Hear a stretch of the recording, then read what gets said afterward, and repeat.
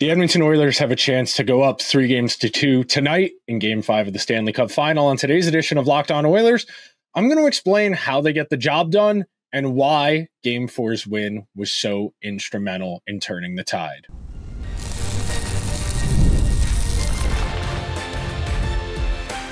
You are Locked On Oilers, your daily podcast on the Edmonton Oilers, part of the Locked On Podcast Network, your team every day. To this bonus Saturday edition of Locked On Oilers, I am your host, Nick Zararis. I want to thank everyone that is making Locked On Oilers their first listen of the day. Locked On Oilers is a part of the Locked On Podcast Network, your team every day. Today's show is brought to you by our friends over at FanDuel, where right now, new FanDuel customers can get $200 in bonus bets if your first $5 bet wins. So on today's bonus Saturday edition of Locked On Oilers, we're going to start our first segment talking about the fortitude and the will they demonstrated in Game 4 to come back from a 3-0 deficit. Our second segment will pivot to talking about specific matchups, why I think Connor McDavid is due for a big offensive game. I know he's got 6 assists through 4 games, but I think there's more meat on the bone there. And we'll tie a bow on today's episode asking if Leon Draisaitl leapfrogged McDavid in terms of the Conn Smythe trophy, should the Oilers go on to win this series. So to start out, and if you don't know me well, I don't talk about movies a ton, being that this is a hockey podcast, but I do like to make references. I do like to allude to shared common experiences to put things in terms other people can understand. And what I have likened that Oilers win in Game 4, that first goal, the first goal that gets it to 3-1, that first goal I likened yesterday to Rocky making Drago bleed in Rocky 4. I think you can draw up a comparison to the touchdown the Permian Panthers score in the state title game of Friday Night Lights. Of course, that's based on a true story, even though in real life that was the semifinals, not the state title game. I think you can draw comparisons to the Patriots-Seahawks Super Bowl and the Patriots-Falcons Super Bowl. Obviously on different scales, the degree of difficulty of the comeback isn't the point, but when you're just getting pummeled, when it feels like nothing you can do is going right, where every single moment it feels like you have someone on the other team breathing down your neck, you're getting your butt physically whooped.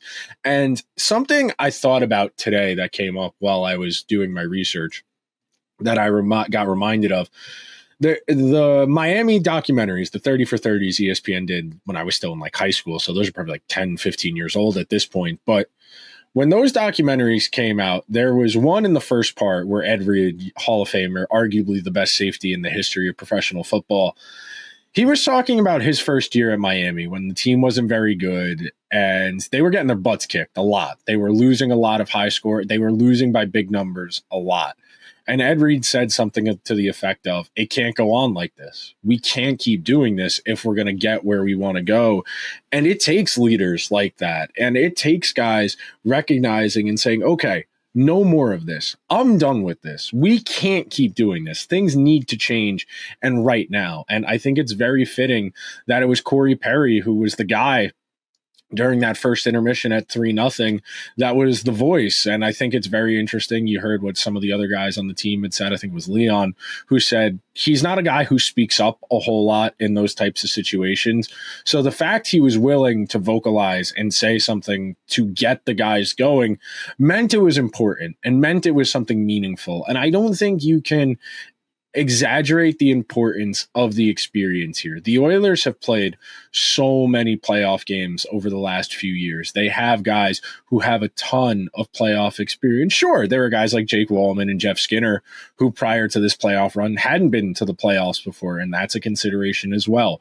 But I think the simple matter of the fact is this Oilers team has the capacity to get to one of those higher planes of existence we always think that we're chasing. And we'll talk more about that in the second segment, the idea that McDavid, even though he's having a pretty good series, has more juice to squeeze. And it's not that he's playing poorly, it's just he hasn't been rewarded for how well he's played so far, and I think he's due for some bounces.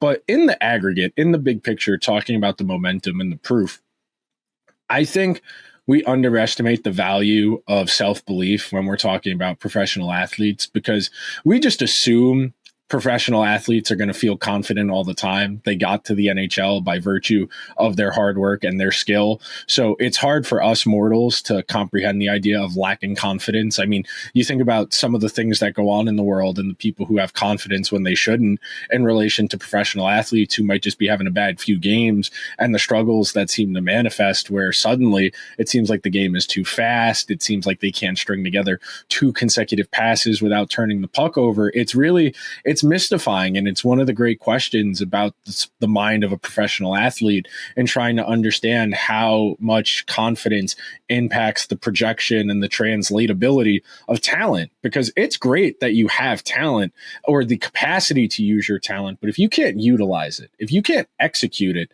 do you really have it? You know, if a tree falls in the forest and no one's around to hear it, does it still make a sound? That's the type of argument, because you watch guys when they're fighting it, when it looks like the puck can't stay on their stick, when it seems like they can't receive a pass without fumbling the puck, when it feels like every time they move the puck, they turn it over.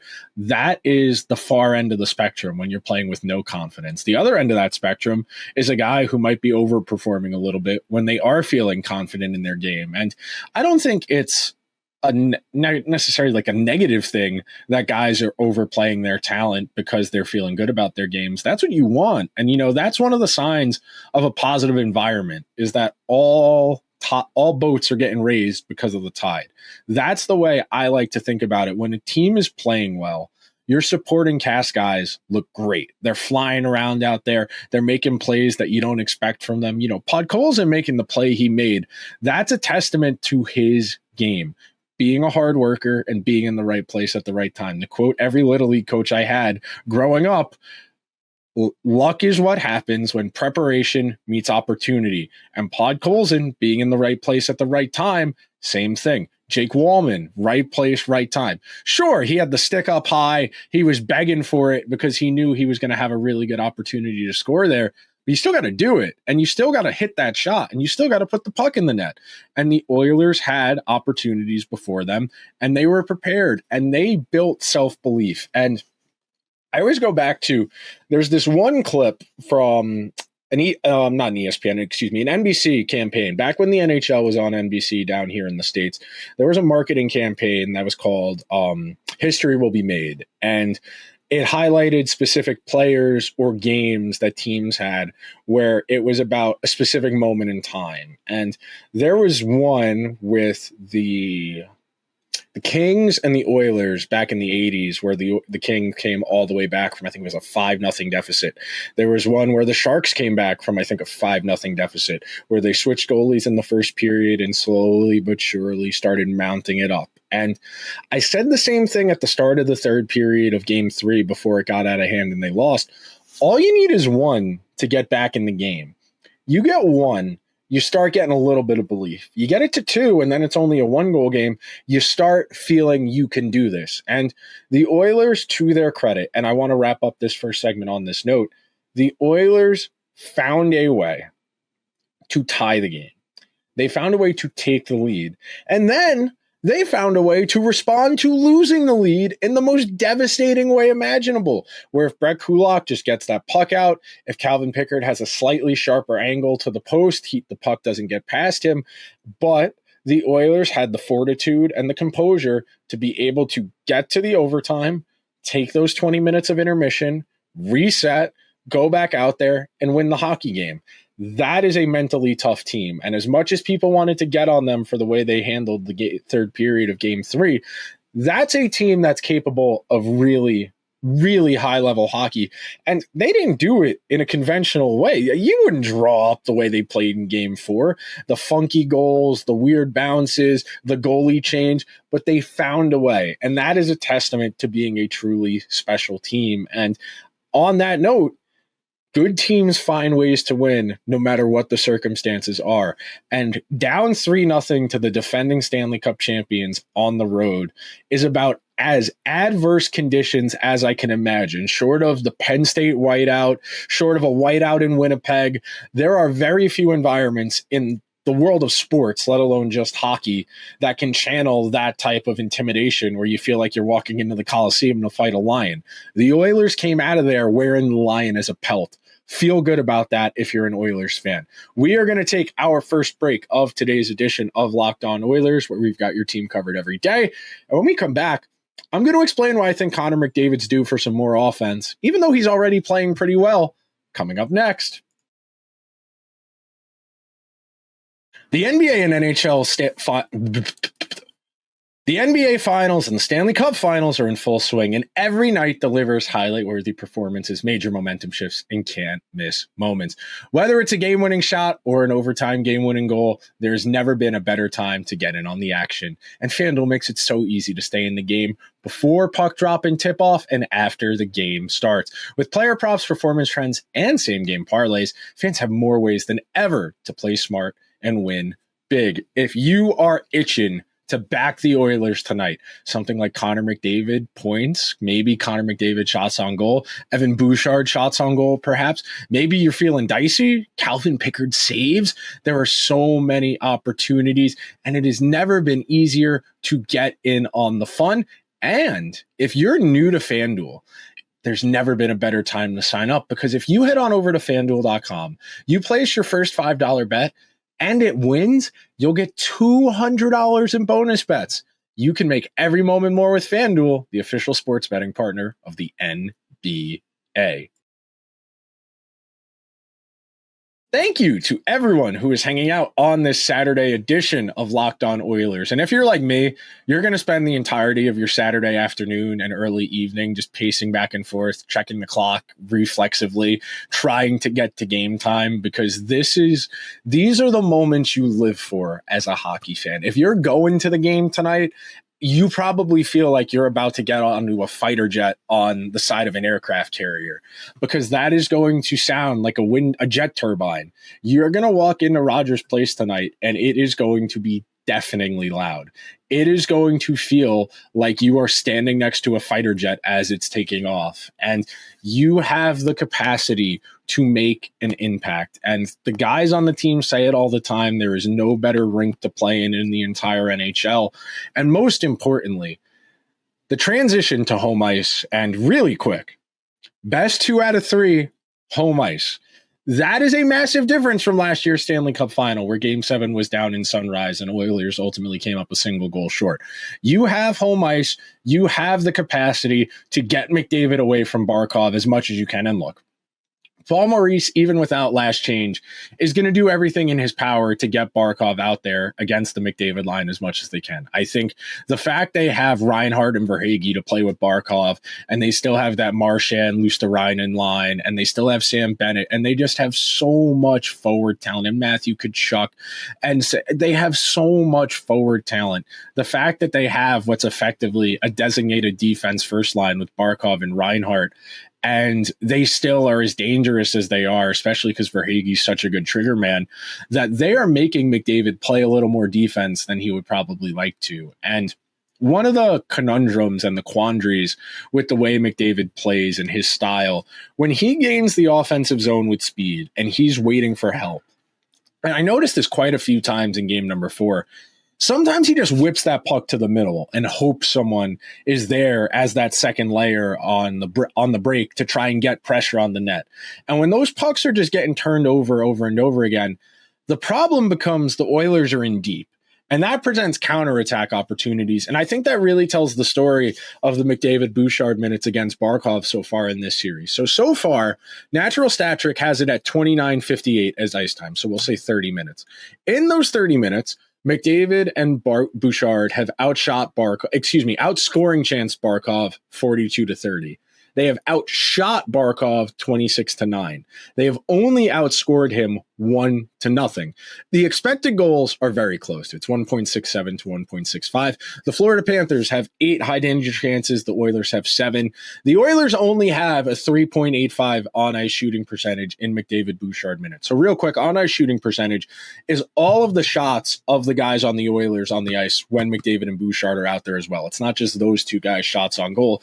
And 3.85 is very low. McDavid overall for the series, if I remember correctly, is about 8.5, 9%. And McDavid with Draisaitl alone is about 10%. So the McDavid line mostly with Nugent-Hopkins, and then the other winger has rotated between Connor Brown and Evander Kane and Draisaitl and a bunch of different guys. The capacity for more offense is there. And I think it's really noticeable that when McDavid can't really get anything going in transition, he's really got to bear it down. And some of that is just a byproduct of the Oilers not really having the complementary winger to play with him in the way they did when Hyman was healthy. And look, the Oilers are doing a very amicable job here without Zach Hyman, who is undoubtedly one of their best players. Arguably, Zach Hyman is this team's third or fourth most important forward after McDavid and Draisaitl. If you wanted to argue Hyman over Nugent-Hopkins, though I think I would take Nuge because of his versatility, kill penalties, win faceoffs when he's healthy. Zach Hyman is right there as far as the third or fourth most important player on this team. And Zach Hyman, lest we forget, is a transformative figure for this team. Very much the same way acquiring Matthias Ekholm at the trade deadline a couple years was. Adding Zach Hyman in free agency gave this team a legitimate, bona fide first-line winger to complement McDavid and enable the team to play Draisaitl on the second line. And look, last year, that McDavid, Draisaitl, Hyman line was one of the most dangerous combinations of forwards we've seen in the modern NHL in a single postseason. And I really wish we could see what the Oilers would look like in the Stanley Cup Final if Hyman were healthy, because you can't ever have enough offense. And I know they had a rough game 3. They're averaging 3.5 goals per game through the first 4. The Oilers have a lot of room here to squeeze a little bit more juice from the fruit. And they've got 10 different goal scorers overall. They have 4 power play goals in 4 games. They're averaging about 1 power play goal per game. They're averaging about, I think it's 20. No, excuse me. They're 4 for 14. So far, through the first 4 games, the Oilers have scored 14 goals, which comes out to 3.5 per game. They are 4 for 14 on the power play, which is just a little bit low of where you would want to be, especially with how rough the penalty kill has been. The Oilers' penalty kill has been actively bad in this series. They have given up 7 power play goals through 4 games. And some of that is just the simple matter of the fact it snowballed on them in game 3, that the Panthers scored on 3 straight power plays. That got the game out of hand there. The Panthers had another power play goal in game 4. Matthew Tkachuk was in that great spot to score. Stuart Skinner didn't really have a great chance there because of all the traffic in front. But you have Zach. If you had Zach Hyman, you would have so much more opportunity to create dangerous line combinations the way we saw earlier in the postseason. But before we take our second and final break, the fact the Oilers are here at 2 games apiece and McDavid doesn't have a goal yet, you got to feel like the offense is coming for 97. And you get 97 going, where if he goes nuclear for 2 of the next 3 games, you win the Stanley Cup. And you can worry about the sustainability and can he shoot this high for this long? It's 3 games. McDavid is capable of going nuclear for 2 games and swinging this series and winning the Oilers their first Stanley Cup in more than 30 years. That is entirely on the table here as we pivot to a best of 3 with home ice. And with home ice, you can duck Barkov and Reinhart. You can get McDavid slightly more favorable matchups. Maybe you want to try and make that Marchand line play a little bit more defense so they can't burn you because they've been so effective at 5-on-5, because they've played with so much energy, and Brad Marchand looks 5 to 10 years younger than he did when he was playing for the Bruins earlier this year. So the Oilers have more tools at their disposal. And most notably, they just have more to get out of the team. And it's not that they're playing poorly. You know, this entire 10-minute segment, McDavid's not playing poorly. He's playing well. It's just he's due for more offense based on how he's played so far. So that's something to keep in the back of your mind as we pivot to game number 5, 6, and hopefully maybe a game 7 if the Oilers need to get there. But we are going to take our second and final break of today's edition of Locked On Oilers. And when we come back, I'm going to make the case as to why maybe Leon Draisaitl should be And when we come back, I'm going to make the case as to why maybe Leon Draisaitl should be the Conn Smythe favorite instead of Connor McDavid. Be right back. Did you just realize your business needed to hire someone like yesterday? How can you find amazing candidates fast? Easy. Just use Indeed. When it comes to hiring, Indeed is all you need. Stop struggling to get your job post seen on other sites. Indeed sponsor jobs. Put your post at the top of the page and help you reach the right candidates faster. We have all been in that spot where we need the right hire like yesterday. The pressure's on, and every day without the right person is not just a setback for you, but for your entire team. And that's where exactly Indeed sponsored jobs come in handy. They make sure your post is seen by the right candidates right now. And now you can speed up your hiring process with a $75 sponsored job credit. Go to Indeed.com/lockedon right now and support our show by saying you heard about Indeed on this podcast. Terms and conditions apply. Hiring? Indeed is all you need.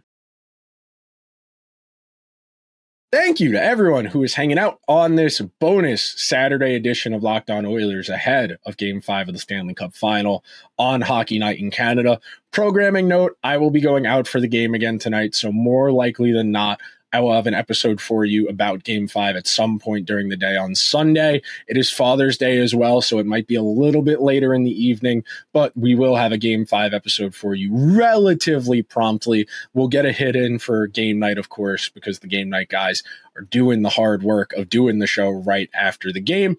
But as far as our conversation going forward and the big picture of this series, the Conn Smythe conversation is a little bit bigger. The Conn Smythe conversation is tricky. Last Sunday, when I called into a show, they had asked me who I thought would win the Conn Smythe. And I said, as of that moment, before Game 3 last Sunday, I would have said McDavid. He was leading the playoffs in points. He was having a good series through the first two games. And I think the betting markets reflect that. I think the simple matter of the fact is, when the best player in the world is in these situations, the writers generally err on their side. You know, Sidney Crosby won Conn Smythe in 16 and 17, even though in 17 there was an argument for maybe Chris Letang. There was an argument maybe for Phil Kessel. The point is, when you get to that point, sometimes it does become about the narratives and not the performance. But even if Connor were to win it again, it wouldn't be undeserving. He'd be the first player ever to win the Conn Smythe consecutive years, losing the first one. I don't think that's ever happened in the history of the NHL before. I'm pretty sure about that. And then the other side of this, the reason I think Leon has an argument is the history he's making. So number one, most overtime game-winning goals in a single playoffs with 4. He's had 4 different overtime game-winning goals in a single postseason. That's the first time that's ever happened. His 2 overtime game-winning goals in the Stanley Cup Final, he's the 3rd player in the history of the NHL to do that. You add those 2 degrees of history together, you add the fact he's currently tied for the lead in points in the entire playoffs as well. And then you think about it. He's got 32 points in 20 games. Draisaitl has 140 career points in 94 career playoff games. And I tweeted this on Friday.